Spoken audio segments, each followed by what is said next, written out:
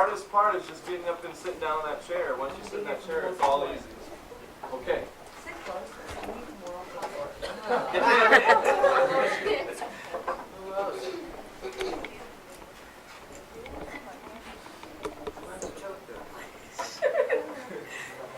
Thank you for testifying. You may start when you're ready. All right. Hello, my name is Alicia Lopez, and I wanted to talk to you about supporting House Bill 1807. So this bill is important to me because I believe that all people with disabilities have the right to work and make their own money. I believe that people with an intellectual and developmental disabilities can continue their education beyond high school and get the job skills they need to be employed. Please support HB 1807. Thank you. Do you have any questions?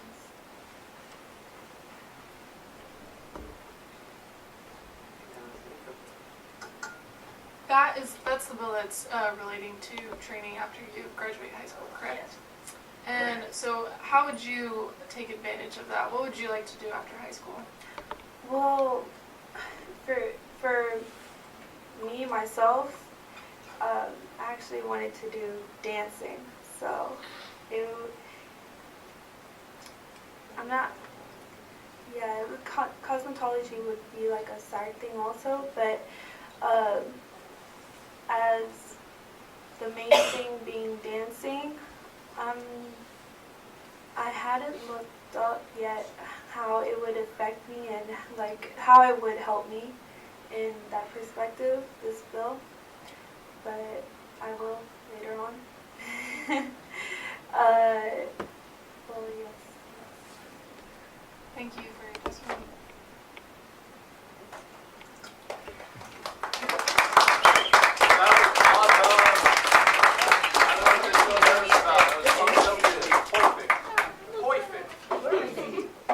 Anybody else? I'll go tender again. Speak now and forever hold your Hey, peace. I'll go tender again. No, you're good, man. Speak Speak now or you'll have to come back during an actual legislative session Yeah. and talk to a real committee, which is, it's kind of fun. We need she's right.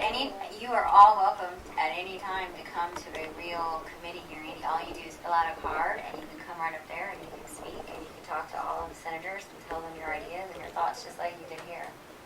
And it makes a very big difference, I'll tell you that. So Remember, guys, I told you that they really want y'all here. We all want you here. So this should be, I know it's a little scary and intimidating, but it should be a welcoming place for you guys. We really are excited to have you, and we need your voice to be heard. he's right, because a lot of the bills that you talked about today had to deal with people with disabilities, IDD, things like that. And the senators up here, they're making the laws, but they're not the best ones to know what it's like to have that, right? So we rely on people like you to come up and tell us what is it like and how does this affect you? Why is this important to you so that you can help us help you, right? So it's very important. And I also told them that technically they're y'all's bosses, right? Yes, The you people are, because you vote. And so some of you who are 18 or older and who will get to be 18, so you'll get to vote. So you'll get to vote on whoever gets to sit up here. And if you don't like them, you don't have to vote for them, and you can kick them out. Yeah. So that's right. It's like, yep, hiring a new employee, firing an old employee, hiring a new one. Well, I'm so proud of you guys. I think everybody did awesome. What's up? Do you have any questions for any of us? I had a question just because you had said the voting thing. Has there ever been any discrimination against people with disabilities from voting? There's been discrimination for women, for minorities, for Hispanics, blacks, people with disability, you name it, yes. And it's still going on, yes. Okay, I thought so. And that's very unfortunate, and that's something that we're working very hard to change. There is a law that protects the rights of people with disabilities that vote. It's called the Help America Vote Act, but it doesn't get enforced. It's in some places in Texas they follow it, in some places in Texas they don't. So anytime you go to vote, if something happens, they have a hotline that you can call to say, hey, they didn't let somebody with a disability vote, or hey, I couldn't read my ballot, or something I used to be a voting rights attorney before I was working in the legislature, and one of the big issues for disability groups in voting is making sure you have the privacy of your ballot and making sure that your ballot is private to you and that you're able to cast your ballot without other people trying to change or influence your ballot.